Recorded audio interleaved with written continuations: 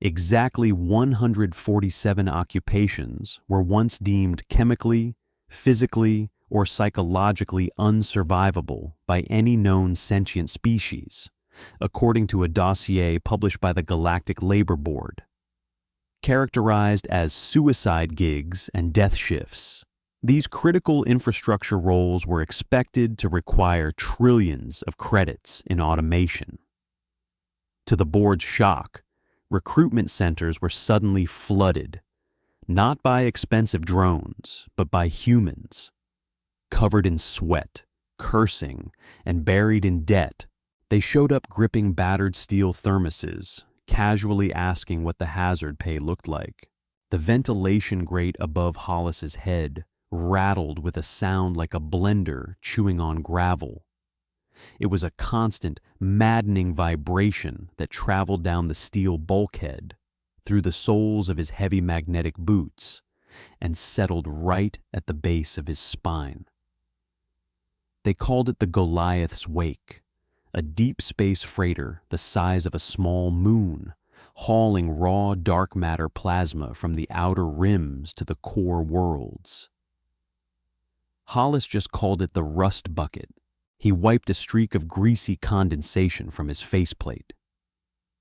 The inside of the helmet smelled like stale coffee, old copper, and the distinct sour odor of his own panic sweat from 3 shifts ago. It never quite washed out of the foam lining. Hollis, status. The voice crackled in his earpiece, thick with static and the synthesized translation software. It was Leopold.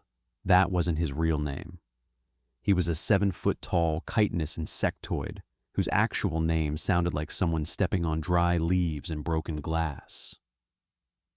When humanity joined the Galactic Union, most humans couldn't pronounce the alien names, and the aliens couldn't parse human vocal cord vibrations. So they gave them Western names. Arvid didn't mind. He liked the efficiency of it. "Almost done with the lower quadrant, Arvid," Hollis grunted, leaning hard against a heavy iron spanner. The bolt gave a 1/4 inch, shrieking in protest. "Scraping the last of the calcification now." "Your biometrics indicate elevated heart rate, Hollis, and a localized temperature of 110 degrees Fahrenheit in your sector. The radiation shielding on your suit is degrading." "I know, Leopold. Galactic Standard Safety Protocol requires a mandatory rotation out of the chamber when ambient radiation reaches." "If I rotate out, I don't get the unbroken shift bonus," Hollis interrupted, shifting his grip. The heavy rubber of his gloves was starting to soften from the ambient heat. "I've got 3 more valves to clear. Just mute the alarms for 20 minutes. A long silence on the comms. He could practically hear Arvid clicking his mandibles in disapproval. Out of the 147 unsurvivable occupations on the Union's list, Hollis was currently executing number 82, Resonant Core Scrubber. When a ship travels faster than light, the core generates a microscopic temporal drag. It creates a physical byproduct, a chalky black residue that coats the inside of the housing chamber. To any other species in the galaxy, cleaning this residue was a death sentence. The ambient temporal radiation caused their cellular structures to unravel. A typical Vraxian or Centauri would turn into biological soup after 4 minutes in this chamber. The heat alone would boil the ocular fluid of most amphibious races. But humans? They evolved on a high-gravity death world bathed in unshielded solar radiation. Their DNA was basically held together by evolutionary duct tape and sheer spite. The temporal radiation just gave them a mild headache. And the heat. It felt like a bad August afternoon in Houston. Hollis slammed the heel of his hand against the spanner. The bolt finally broke loose. Black dust puffed out into the zero-gravity environment, floating like angry, jagged snow. He grabbed the vacuum tube tethered to his waist and shoved it over the valve. The machine sucked the lethal dust away with a hollow thunk. His lower back screamed. He had been in this awkward crouch position for 6 hours. The magnetic boots weighed 15 pounds each. Every time he moved, his muscles burned, screaming for oxygen that the scrubbers in the suit were barely providing. He wasn't doing this because he was brave. He wasn't the heroic vanguard of humanity, proving their worth to a skeptical galaxy. He was just broke. Back on Earth, his daughter Sarah needed a lung transplant. The synthetic replacements cost 40,000 credits. Union welfare didn't cover it. They deemed synthetic organs a luxury adaptation for non-essential personnel. The hazard pay for a level 82 Unsurvivable was 12,000 credits a week.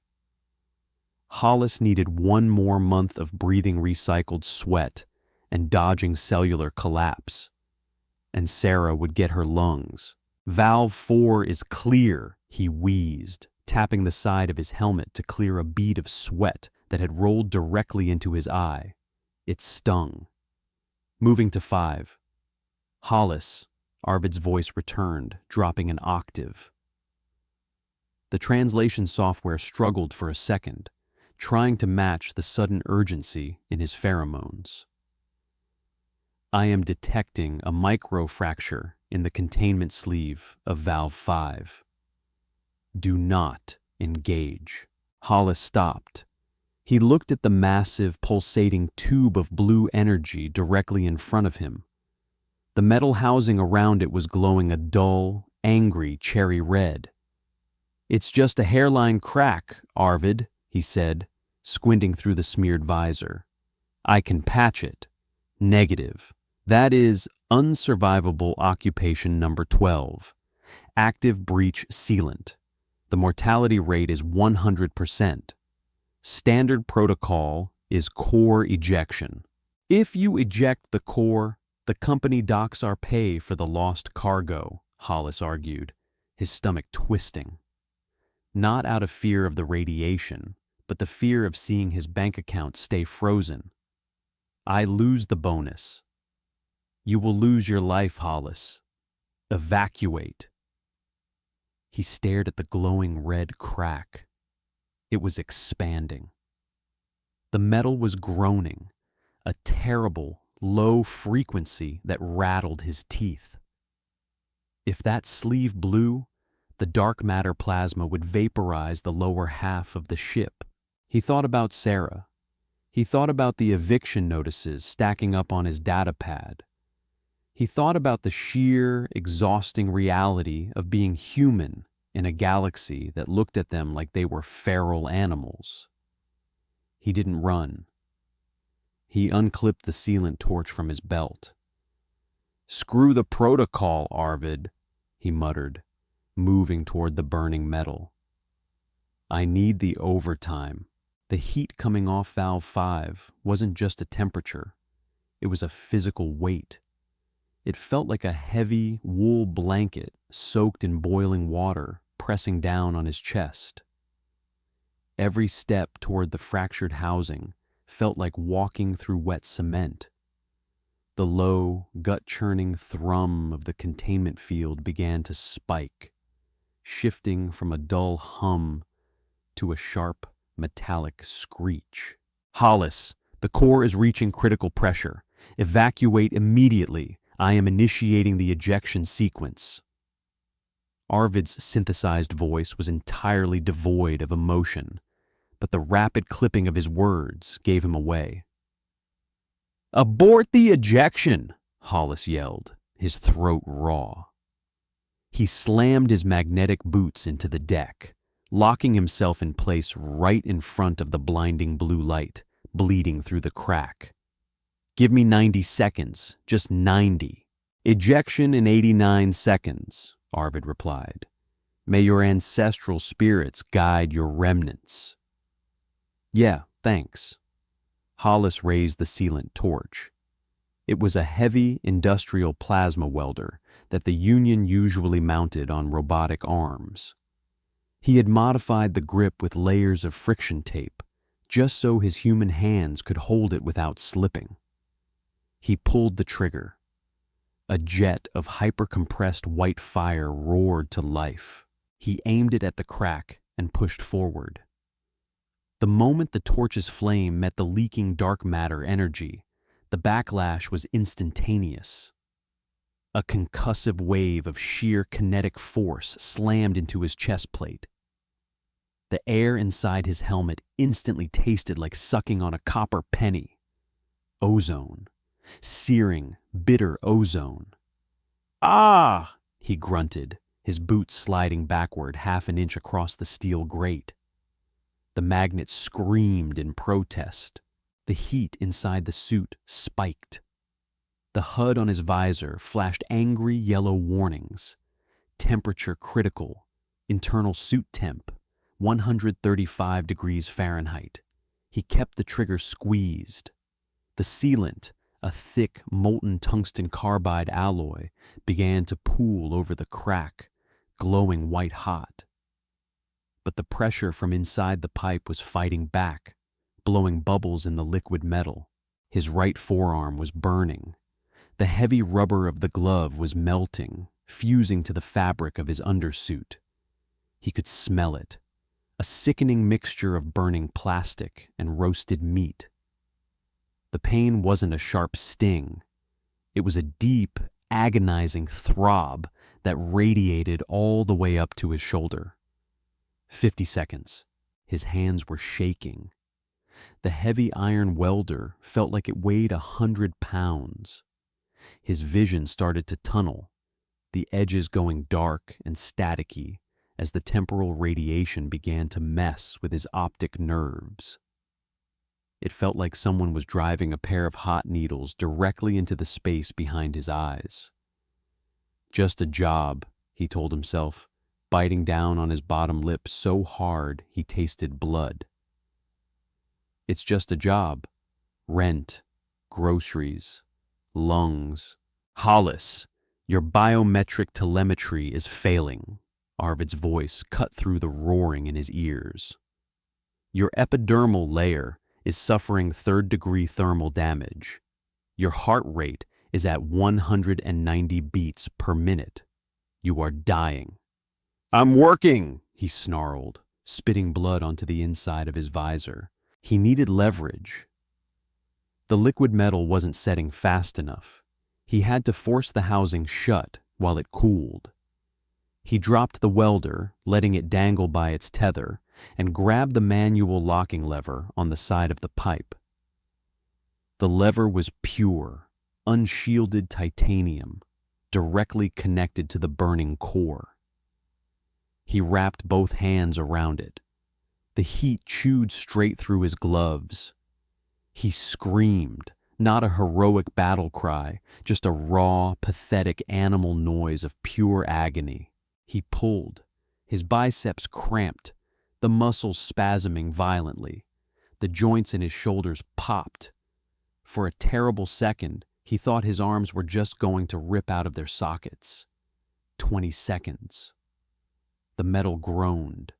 The crack narrowed. He leaned his entire body weight backward, letting the magnetic boots anchor him, pulling with everything he had left. The lever gave way with a deafening crack. The housing slammed shut, sealing the gap. The tungsten carbide paste instantly cooled into a solid, impenetrable scar over the joint. The blinding blue light vanished. The metallic screeching died down to a dull, manageable hum. He collapsed backward, the magnets in his boots finally giving out. He hit the steel grating hard, the impact knocking the remaining breath out of his lungs. He lay there, staring up at the vibrating ventilation grate, his chest heaving in shallow, ragged gasps. His hands were completely numb. That was worse than the pain. Numb meant nerve damage. Ejection aborted, Arvid said softly. Core stability is nominal. It is nominal. Tell me, Hollis coughed, the blood in his mouth bubbling over his lips. Tell me you clocked that as a class 12. Yes, Hollis. The system logged your action as occupation number 12. He closed his eyes, a delirious, exhausted smile cracking his blistered face. Good. That pays double. The medical bay on the Goliath's wake was designed for species that require dim lighting and high humidity.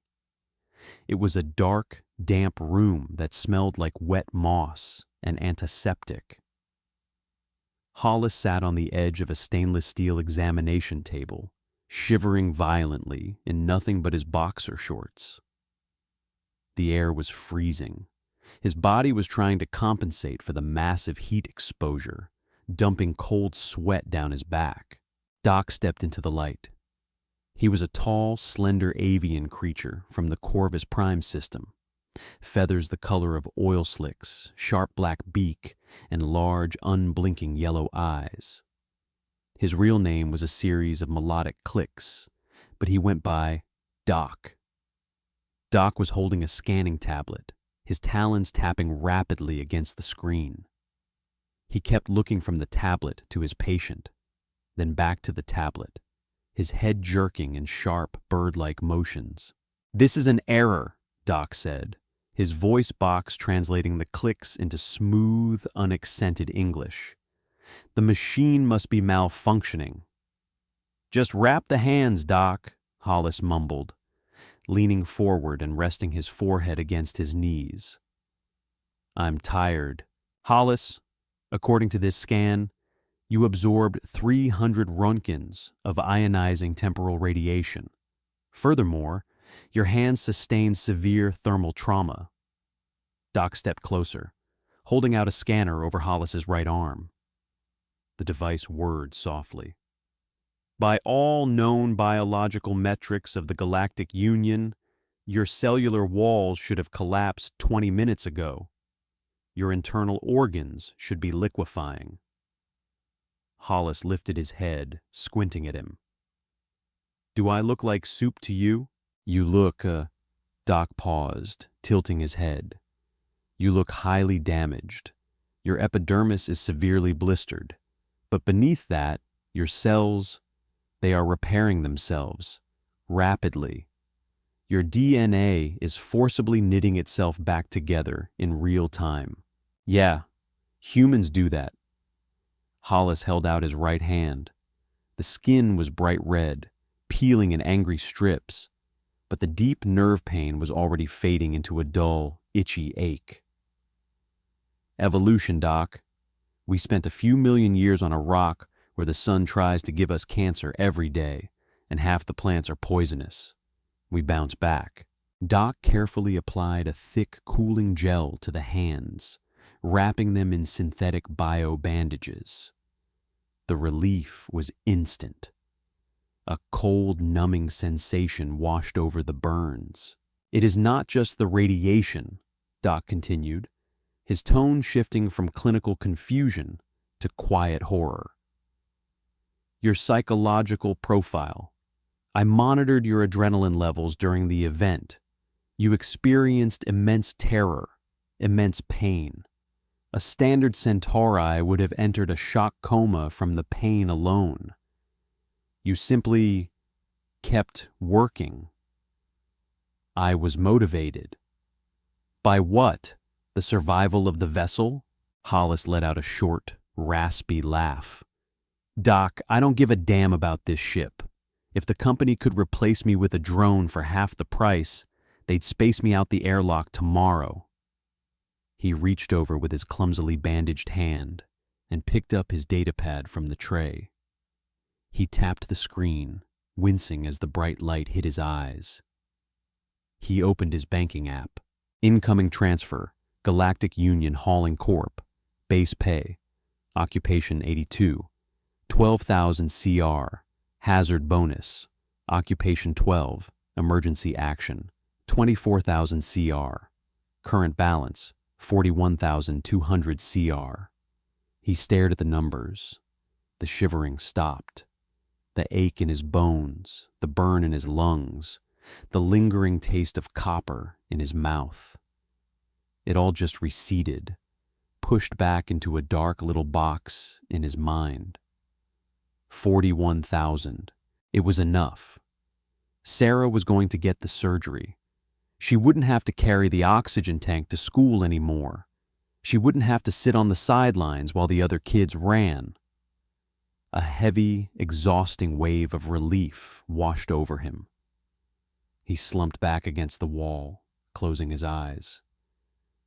"You did it for the currency," Doc said quietly. It wasn't a question. "Yeah, Doc, I did it for the currency. I have studied human history since your species entered the Union," Doc said, the feathers on the back of his neck fluffing out, a sign of agitation. "You are a paradox. You are fragile, yet completely indestructible. You possess no natural weapons, no armor, no redundant organs.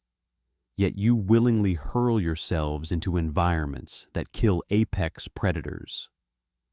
The Union is discussing a ban on human labor for the 147 occupations. They believe you are too reckless, that you do not value your own lives." Hollis opened his eyes and looked at the alien. He was trying to understand. He was trying to apply logic to a species that was born out of absolute chaos. "They're wrong," Hollis said softly, sliding off the table. His boots hit the floor, his knees aching in protest. "We value life more than any of you. That's why we do the jobs." He grabbed his stained jumpsuit off the chair and started pulling it on over the bandages. "Where are you going?" Doc asked, stepping back. "Protocol dictates a mandatory 48-hour observation period." "Can't." Hollis zipped up the suit, ignoring the pull on his burnt skin. "Shift rotates in 20 minutes. I'm scheduled for maintenance on the exhaust manifolds." "Hollis, you require rest." He stopped at the door, pulling up the Union job board on his datapad. There it was. Occupation number 4, sun-diving plasma harvester. The pay was 80,000 credits a month. The mortality rate was listed as inevitability. You had to pilot an unshielded rig into the corona of a dying star, scoop up raw stellar matter, and get out before the gravity crushed you into a diamond. Sarah's lungs were covered, but she was going to need college tuition eventually. And Earth was getting expensive.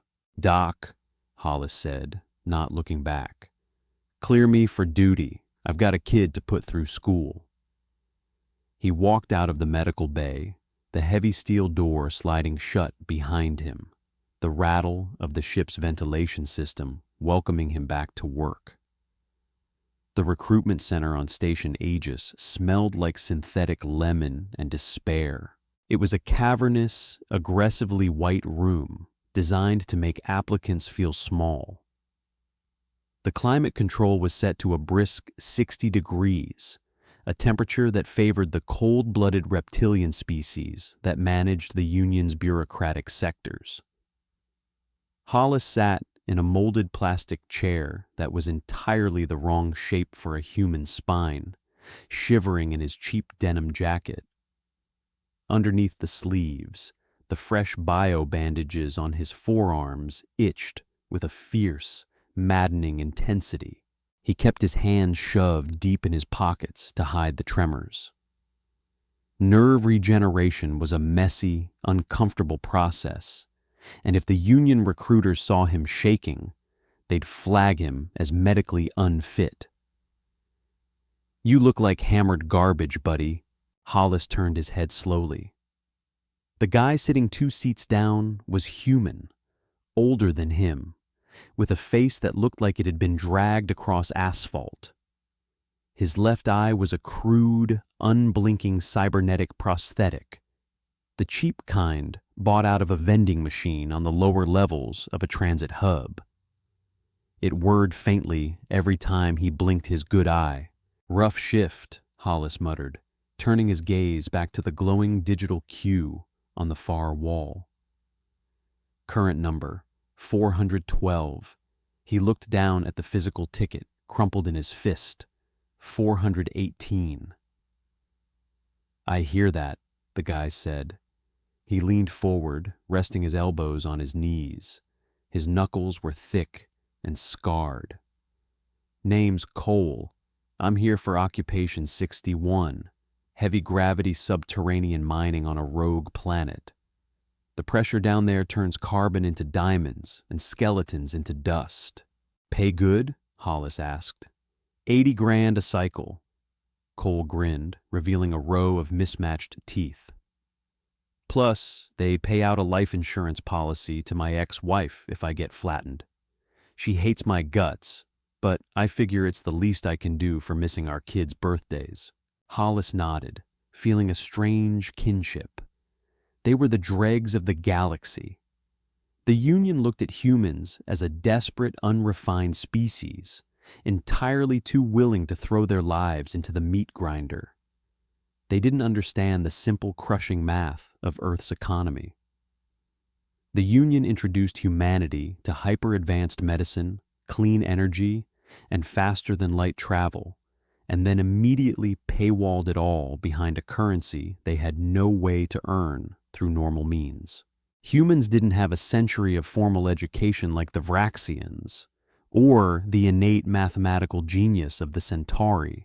What they had was a high threshold for pain and a terrifying willingness to die for their families. "Number 418, a synthetic voice chimed from the overhead speakers. Hollis stood up, his knees popping. Cole gave him a lazy two-finger salute. "Don't let them lowball you on the life insurance," he called out. He walked down a sterile, brightly lit corridor and entered a small office.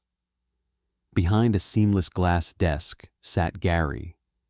He was a silicon-based entity from the deep core worlds. He looked like a collection of jagged amethyst crystals arranged in the vague shape of a humanoid torso. He didn't have a mouth. He communicated through a vocal synthesizer clipped to what approximated his collarbone. "Applicant Hollis," Gary intoned, the synthesizer producing a flat monotone drone. "You are applying for occupation number 4, Sundiving Plasma Harvester. Is this correct?" "That's the one." Hollis dropped into the chair opposite him. It was equally uncomfortable. Gary's crystals shifted, grinding against each other with a sound like broken glass in a tumbler. He was scanning the file on his terminal. "Your medical records indicate you sustained severe thermal trauma and cellular radiation degradation less than 72 standard hours ago on the Goliath's wake. Union protocol highly advises a minimum of 3 solar months of rehabilitation." "I'm cleared," Hollis said, leaning forward. "My doctor signed off on it." "A Corvus Prime physician," Gary noted, his crystals clicking rapidly. "Highly irregular. Humans are uniquely fragile. You are 70% water. The target environment for Occupation 4 is the corona of Tartarus 9, a dying red giant. The ambient temperature outside the vessel will exceed 4,000 degrees Celsius. The gravitational forces will peak at 10 Gs during the extraction maneuver." I read the brochure. "The vessel provided is a Helios-class skiff," Gary continued, entirely ignoring the sarcasm. "It is heavily shielded, but there are no life support redundancies. The weight of secondary systems would prevent the skiff from escaping the star's gravity well. If the primary cooling fails, you will vaporize in 0.4 seconds. If the dampeners fail, your skeletal structure will pulverize." "Gary, look," Hollis sighed, rubbing the bridge of his nose. I know it's a suicide gig. That's why it's on the list. Just give me the contract. Gary paused. The soft purple glow emanating from his core dimmed slightly, a sign of confusion. Applicant Hollis, the mortality rate for non-automated harvesting in this sector is 94%. The union recommends deploying Class 9 autonomous drones for this task. But a Class 9 drone costs 3 million credits, Hollis countered, looking directly into the facet of crystal that he assumed served as a face. And you only have to pay me 80 grand. Plus, if I die, you don't even have to pay me that. You just write off the skiff, which is a depreciated asset anyway. It's an accounting loophole, Gary. I know it. You know it. The board knows it. The grinding noise stopped. The cold corporate logic was undeniable. The union wouldn't admit it on paper, but human blood was cheaper than synthetic oil. Very well. A holographic document projected onto the desk between them. Sign here to waive the union of all liability regarding your spontaneous combustion, gravitational liquefaction, or total atomic dispersal. Hollis pressed his thumb against the biometric pad. The screen flashed green. Report to Hangar Bay 12, Gary said, the document vanishing. Your vessel is fueled. May your atomic structure find peace in the void. I'll send you a postcard, Hollis muttered, turning for the door. The Helios-class skiff wasn't a ship. It was an engine with a cockpit strapped to the front. It sat in the hangar bay, a wedge of heat-scarred, matte black carbon plating. It looked brutal. There were no aerodynamic curves, no sleek glowing nacelles, just thick, ablative armor and a pair of massive thrusters that took up 80% of the hull's mass. Hollis climbed the access ladder, his boots ringing against the metal. The hatch hissed open, releasing a stale, metallic odor. The cockpit was no bigger than a coffin. He had to contort his shoulders just to slide into the pilot's seat. Once he was strapped in, a 5-point harness locking him rigidly to the chair, the hatch slammed shut above him. The claustrophobia hit instantly. The air was already heavy, tasting faintly of ozone and old sweat from whatever poor bastard had piloted this thing before him. He flipped the primary power switches. The dashboard didn't have fancy holographic displays or touchscreens. They didn't survive the heat. It was all heavy, analog toggle switches, thick wires, and reinforced glass dials. It felt primitive. It felt like something built in a scrapyard. Aegis Control, this is Harvester Actual, he said into the comms, his voice vibrating in the cramped space. Requesting launch clearance. Harvester Actual, you are clear for drop. Trajectory locked for Tartarus 9. May the stars look away. The clamps released. The initial launch wasn't a smooth acceleration. The magnetic rails in the hangar bay simply kicked the skiff out into the void with the force of a cannon. His teeth slammed together, his skull bouncing hard against the rigid headrest. Through the narrow slit of reinforced, heavily tinted glass that served as a viewport, he saw it. Tartarus 9. It didn't look like a star. It looked like a vast, angry wall of boiling blood taking up the entire universe. It was a red giant in the final stages of its life, bloated and furious, throwing massive arcs of superheated plasma hundreds of thousands of miles into space. The sheer scale of it was terrifying. It broke the human mind's ability to process distance and size. Initiating descent, the onboard computer announced. Its voice wasn't an alien AI. It was a standard pre-recorded human female voice, likely installed to keep operators calm. It wasn't working. The thrusters fired, not to push him forward, but to brake, adjusting his angle of entry. He wasn't flying. He was falling. 5 minutes to target zone. The temperature in the cockpit began to rise. At first, it was just uncomfortable, like stepping into a greenhouse on a summer afternoon. Within 2 minutes, he was sweating through his fire-retardant flight suit. The hull began to groan, a deep, resonant creaking that vibrated through the floorboards and up his legs. The ablative armor was already taking damage, shedding layers of carbon as the ambient heat outside skyrocketed. 2 minutes to target zone. External temperature, 2,100 degrees Celsius. The glare from the viewport was blinding, even through the heavy polarization. He had to squint, focusing solely on the analog dials. The gravity hit next. It started as a heavy pressure on his chest, like someone had laid a sandbag across his ribs. As he descended deeper into the star's gravity well, the sandbag turned into a boulder. Warning, gravitational forces increasing. 4 Gs. He focused on his breathing. Short, shallow gasps.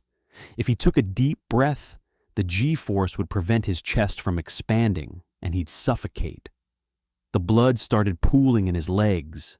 His vision narrowed, a gray vignette creeping into the edges of his sight. 5 Gs. His arms felt like they were made of lead. The flesh on his face pulled taut against his skull. Every heartbeat was a violent, thudding effort against his eardrums. Target zone reached, deploying scoops. Beneath him, heavy hydraulics screamed in protest. The belly of the skiff opened, extending the magnetic containment funnels that would siphon the raw, unrefined stellar matter. "Come on," he wheezed, the words barely making it past his teeth. "Just a quick scoop, in and out." The skiff shuddered violently. A massive solar flare erupted somewhere below, sending a wave of sheer kinetic force crashing against the hull. The ship violently pitched to the left. The G-force spiked instantly. 7 Gs. Ah! A sharp, blinding pain shot through his neck as his head was pinned back against the seat. He tasted blood. He had bitten the inside of his cheek. The heat inside the cabin was now unbearable. The sweat on his forehead was instantly evaporating, leaving a crust of salt in his eyes. The metal dashboard was too hot to touch with bare hands. Warning. Primary cooling system flow restricted. Coolant pressure dropping. The mechanical voice didn't panic. It just delivered the death sentence in a calm, soothing tone. He forced his eyes open, fighting through the gray tunnel vision. The analog dial for the coolant pump was twitching wildly in the red. The system wasn't broken. It was jammed. The extreme G-forces had warped a valve in the secondary line beneath the console. If the coolant didn't flow, the containment field holding the scooped plasma would collapse. The plasma would bleed through the floor, and he would be incinerated before his brain could even register the pain. Coolant pressure critical. Containment failure in 40 seconds. He stared at the blinking red light. 40 seconds. There was a manual override lever. It was located beneath the dashboard, right next to the jammed valve. To reach it, he had to unbuckle his harness and lean forward. Under 7 Gs of acceleration, it was mathematically impossible. Gary, the crystal bureaucrat, would have stated that a human spine would simply snap. A Vraxian would have accepted their fate. A Centauri would have calculated the exact millisecond of their death. But he was human, and he had a kid who needed to go to college. His trembling fingers reached for the central buckle of the harness. It felt like he was trying to push his hand through solid rock. 30 seconds. He slammed his thumb into the release button. The heavy straps retracted. Instantly, the full weight of the gravitational pull slammed into him without the restraint to distribute the load. His torso collapsed forward, slamming heavily against the control yoke. The air was violently expelled from his lungs in a wet, ragged cough. "Move," he commanded himself. His voice was a gurgle. He dragged his right hand down, inch by excruciating inch, toward the floorboard. The heat radiating from the metal panels was searing. The thick rubber of his gloves began to soften, sticking to the edge of the console. His vision was almost entirely gone.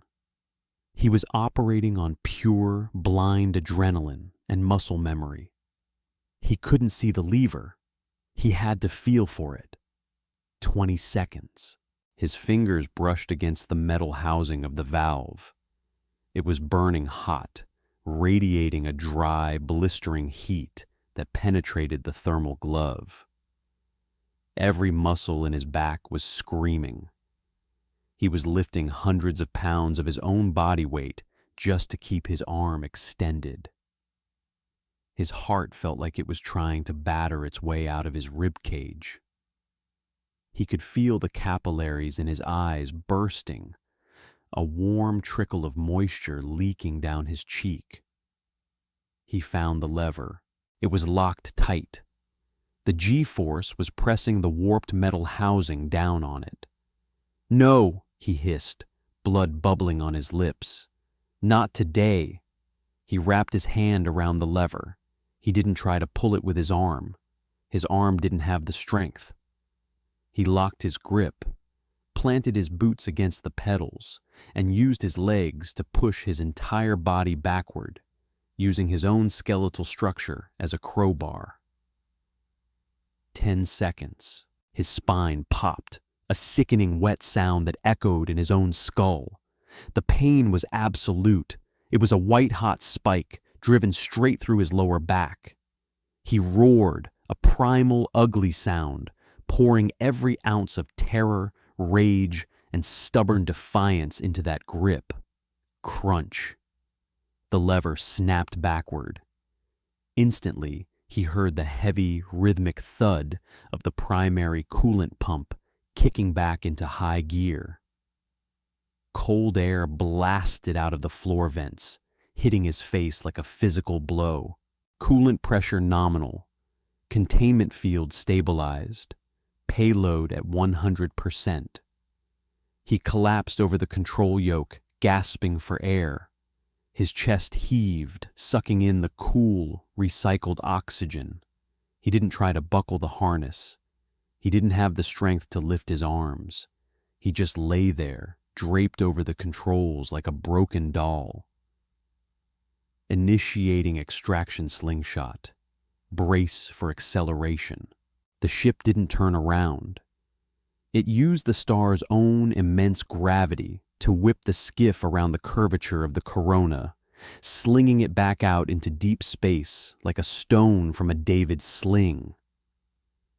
The G-force reversed, pinning him brutally against the seat, holding him in place even without the harness. The blinding red glare of Tartarus 9 vanished from the viewport, replaced by the deep, infinite black of the void. The temperature in the cabin began to drop rapidly. The furious vibration of the hull faded into a smooth, silent glide. He lay there for a long time. He listened to the hum of the engines. He listened to the sound of his own ragged breathing. He tasted the copper in his mouth. He dragged his left arm up, wiping his face with the back of his glove. It came away smeared with blood from his nose and eyes. He looked terrible. He felt worse.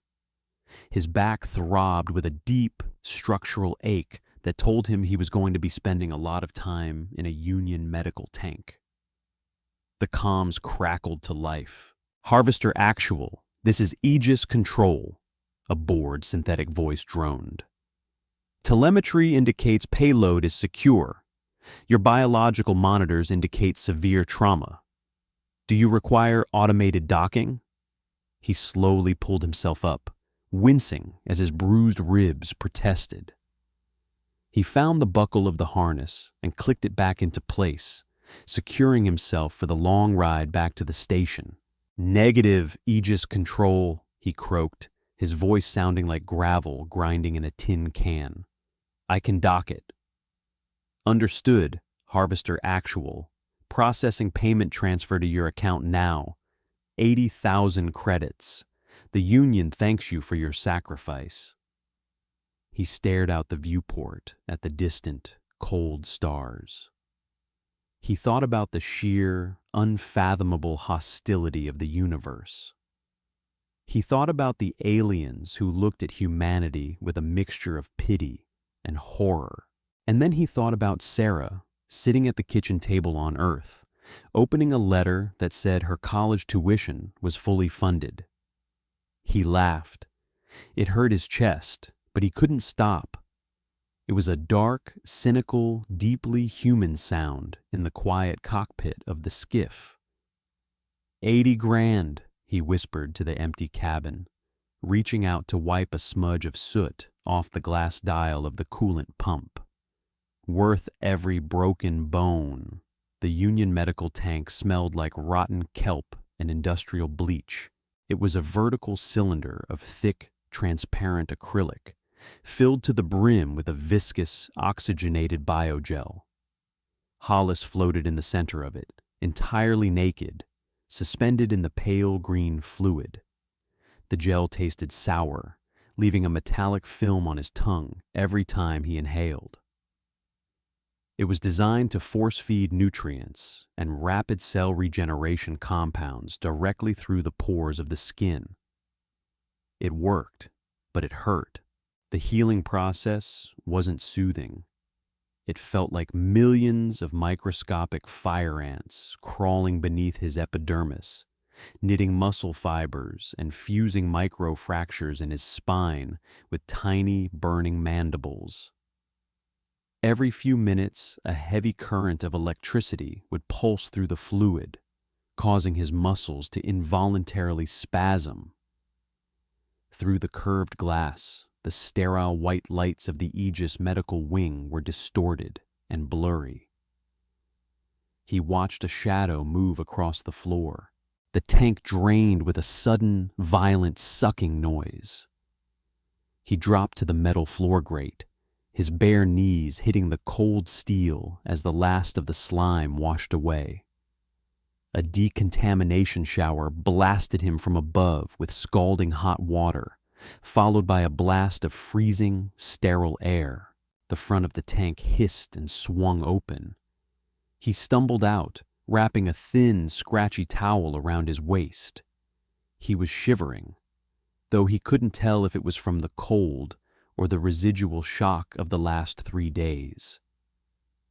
Your cellular density has increased by 4.2%, a voice echoed in the cavernous room.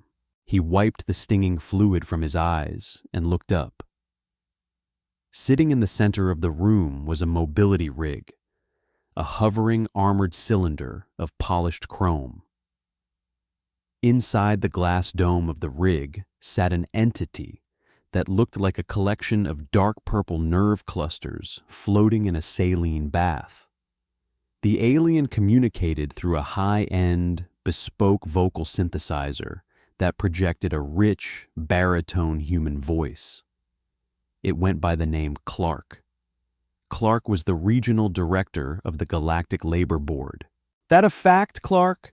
Hollis rasped, coughing up a wad of green phlegm onto the pristine floor.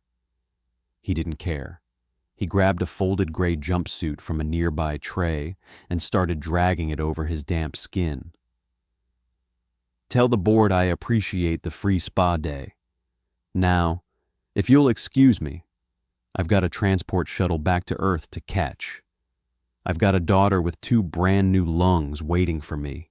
You are not booked on any outgoing shuttles, Hollis. Clark's smooth voice resonated, perfectly calm, utterly devoid of empathy. In fact, your Union Transit Pass has been temporarily suspended. He froze, one arm halfway through the sleeve of the jumpsuit.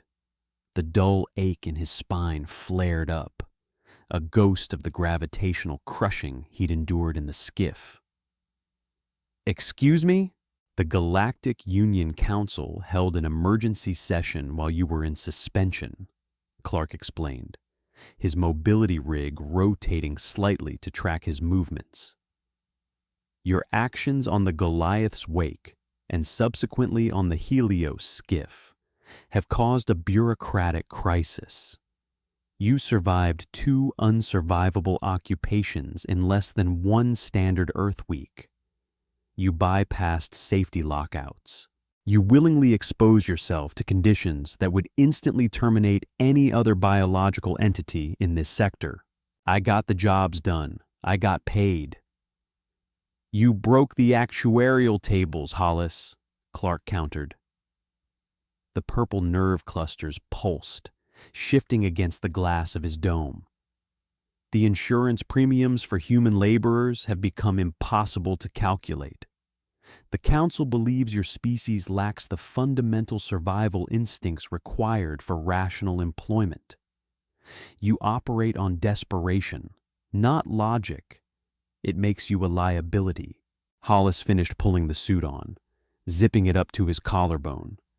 His hands were steady, but a cold, heavy knot was forming in his stomach. Get to the point, Clark. At 0800 hours tomorrow, the Council will vote on Resolution 41A. It will permanently ban humans from applying to any of the 147 unsurvivable occupations. You will be relegated to Class 3 logistical work. The pay is 20 credits an hour. He stared at the floating chrome cylinder. 20 credits an hour. He thought about Cole, the guy in the waiting room with the cheap cybernetic eye, hoping to make enough to leave his kid something when he inevitably died in a mine collapse. He thought about the thousands of humans flooding the spaceports, trading the only currency they had, their incredible, stubborn resilience, just to survive in a galaxy that priced them out of existence. If the Union closed this door, they weren't just going back to being poor.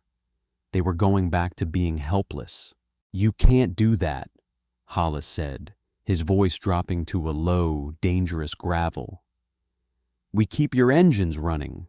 We clean your toxic spills. We die in the dark so you can sit in your clean, air-conditioned stations. The decision is based on statistical logic, not morality, Clark replied. However, the Galactic Labor Charter contains a foundational clause. If a species can successfully complete occupation number 1, they are legally classified as an apex survival paradigm. If that classification is achieved, the Council cannot legally restrict their labor rights. Occupation number 1, the top of the list, the myth, the job that had been vacant for 4 centuries. What is it? Hollis asked, leaning against the cold metal of the empty medical tank. The Genesis Protocol, Clark stated. Planet Onyx 9. It is a primordial world. The atmosphere is a highly corrosive mixture of sulfuric acid and charged plasma storms. The atmospheric pressure is crushing. The magnetic fields are so violent, they instantly fry any shielded autonomous drone. We have been trying to seed an atmospheric processor there for 400 years to terraform it into a habitable colony. You need a manual pilot. We need a biological entity to pilot a Class 4 heavy walker across 20 miles of the planetary surface, detach the terraforming seed, and manually engage the geothermal lock. The ambient radiation will penetrate the walker shielding within 3 hours. The acid rain will dissolve the hull in 4. If the walker becomes immobilized, you will melt inside the cockpit. And if I do it, the human race retains its labor rights indefinitely, and the Union will pay you a one-time hazard bounty of 5 million credits. 5 million. He could buy a house in the green zones of Earth. He could send Sarah to the best universities on the planet. He would never have to breathe recycled air, smell burning copper, or wear a magnetic boot ever again. But he'd probably die in the mud of a nameless rock millions of light years from home. "You're banking on my desperation, Clark," Hollis said, a bitter smile tugging at the corner of his mouth. "I am banking on your irrationality, Hollis. Will you take the contract?" He looked at his hands. The skin was new, pink, and raw from the healing tank. They didn't look like his hands anymore. They looked like tools. Tools that belonged to a species that refused to know when it was beaten. "Fuel the walker," he said. The Class 4 bipedal walker wasn't a sleek machine of war. It was a walking industrial tractor, built ugly and built heavy. They dropped him from orbit in a reinforced tungsten pod. The descent was a nightmare of violent turbulence and shrieking metal. When the pod finally slammed into the surface of Onyx 9, the impact rattled his teeth so hard he tasted blood. The explosive bolts blew the pod doors outward, and he stomped the walker out into the screaming maw of the planet. "Hollis, this is Aegis Control," the comms crackled. It was a human voice this time, a guy named Miller. He sounded terrified just looking at the telemetry. "You are on the surface. We have telemetry, but the magnetic interference is already chewing up the signal. You have exactly 3 hours before the acid breaches your primary cabin seals." "Copy that, Miller," Hollis grunted. He grabbed the heavy, analog joysticks. The cockpit was cramped, lit by the angry red glow of the primary monitors. It smelled like old grease, stale sweat, and the sharp tang of ozone. The walker stood 40 feet tall, dragging a massive cylindrical trailer behind it. That trailer held the terraforming seed, a 3-ton thermonuclear catalyst. He pushed the throttles forward. The walker lurched, its massive hydraulic joints screaming in protest. Thud, thud. Through the reinforced, heavily tinted viewport, Onyx 9 looked like the inside of a dying stomach. The sky was a bruised, sickly purple, roiling with thick black clouds. Sheets of green rain lashed against the viewport, hissing as the sulfuric acid immediately began eating at the outer layers of the glass. The ground wasn't dirt. It was a vast, shifting expanse of deep, black silicate mud, broken up by jagged spires of obsidian that jutted out of the earth like broken teeth.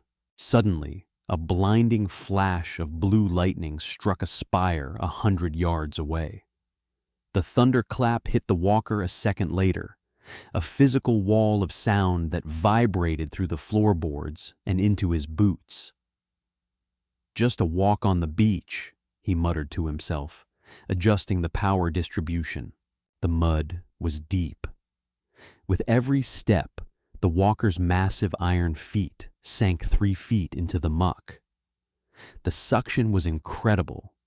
He had to feather the hydraulic pressure on every single stride, pulling the leg free before the mud could vacuum seal it to the planet's crust. 1 hour in. The temperature inside the cockpit was climbing.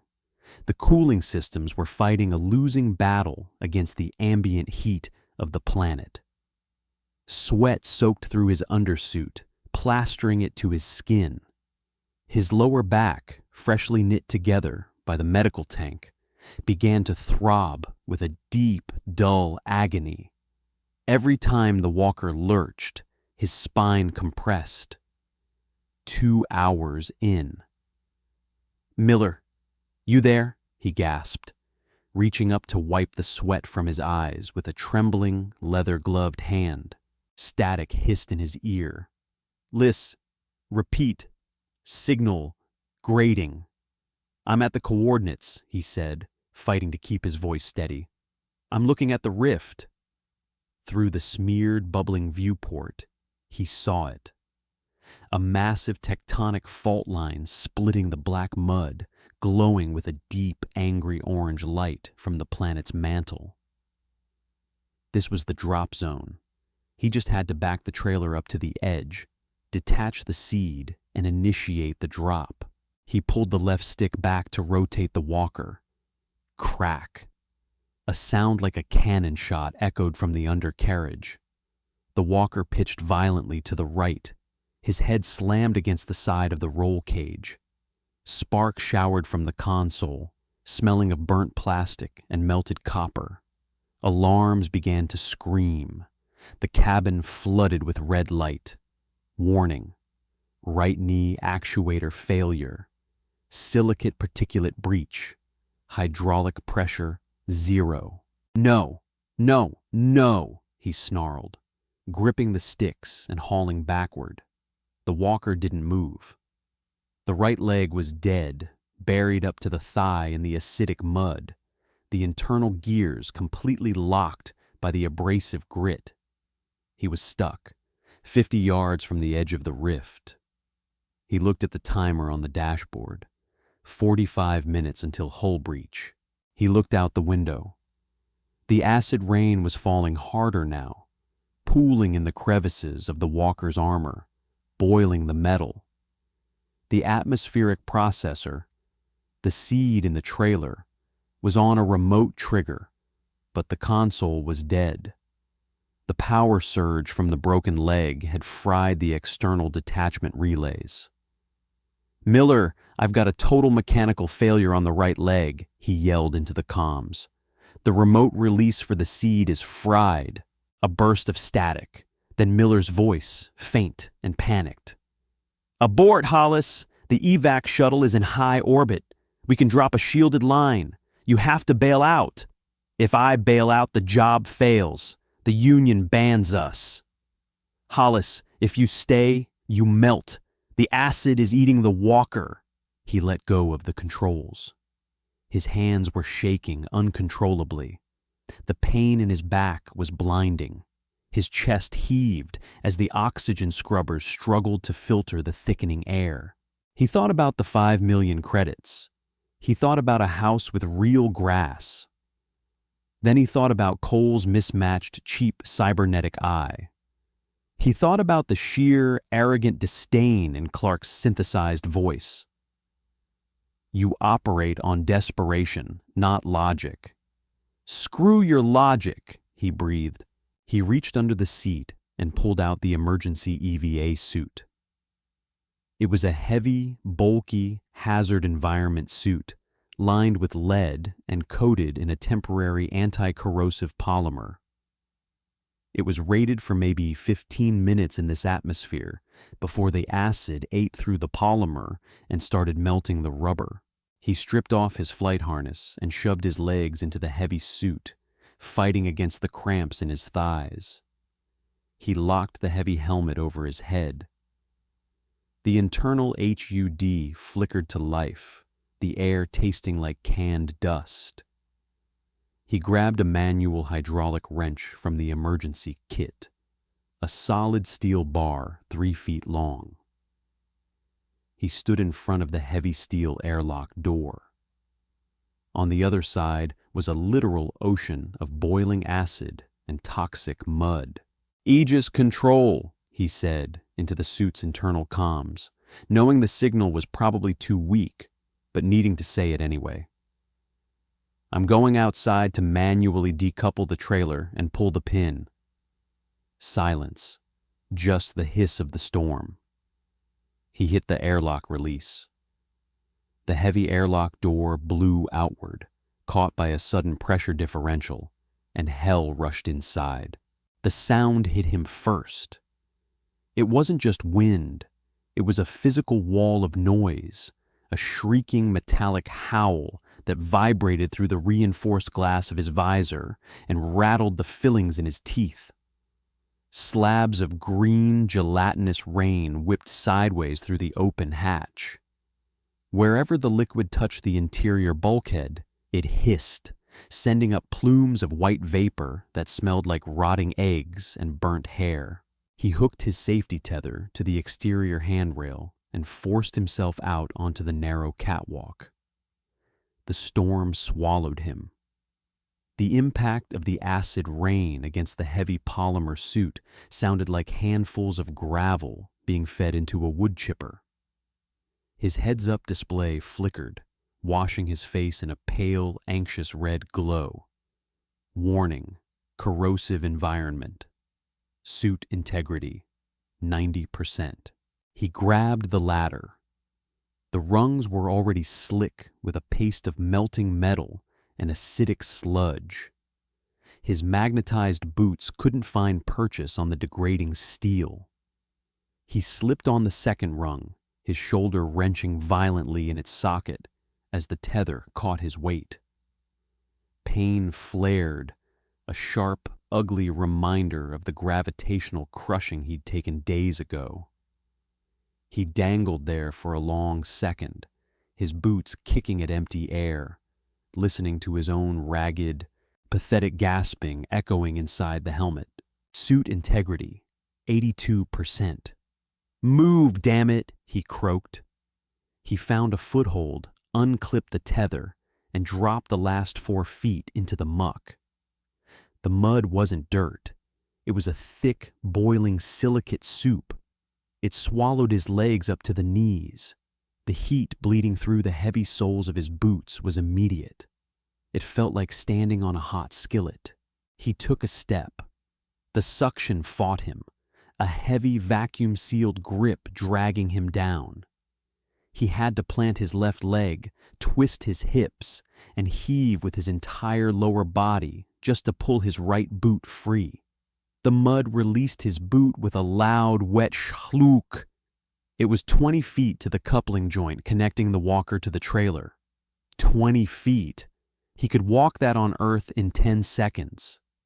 Here, it felt like an ocean. He dragged himself forward, his thighs cramped, hard knots of muscle screaming for oxygen that the suit's scrubbers were struggling to provide. The cooling unit on his back died with a pathetic whine. The air inside the helmet was growing stale, thick with the sour, nervous stink of his own sweat. He kept his head down, tucking his chin into his collarbone, letting the rounded top of the helmet take the brunt of the lateral rain. Every step was a negotiation with gravity and exhaustion. His lungs burned, each breath scraping against his throat like dry sand. He wasn't thinking about the 5 million credits anymore. He wasn't thinking about the sheer, arrogant disdain in Clark's synthesized voice, or proving a point to an alien bureaucracy that viewed human blood as a cheap, renewable resource. He was just thinking about the next step, one more step. Suit integrity, 64%. The acrid stench of melting polymer finally pierced the helmet's filters. The outer layer of his left sleeve was bubbling. The gray fabric turned a sickly, weeping black, sloughing off in wet chunks. He slammed his chest against the cold, heavy iron of the trailer hitch. He had made it. Above the main locking pin sat the manual release lever. It was a thick bar of unpolished steel. He pulled the heavy hydraulic wrench from his hip holster and jammed the clawed end over the lever. He pulled down. Nothing happened. He wiped a smear of corrosive sludge off his visor and looked closer. The acid rain had already done its work. The internal gears of the release mechanism were fused together by rapid, violent oxidation. A crust of orange rust welded the lever to the housing. "No," he whispered. His voice cracked. "No, you piece of junk. Not now." Suit integrity, 45%. The ambient heat inside the suit was becoming intolerable. It felt like wrapping himself in a heavy winter coat and stepping into a sauna. His vision swam. The edges of the HUD blurred. He gripped the wrench with both hands. He didn't try to use his arms. There was nothing left in them.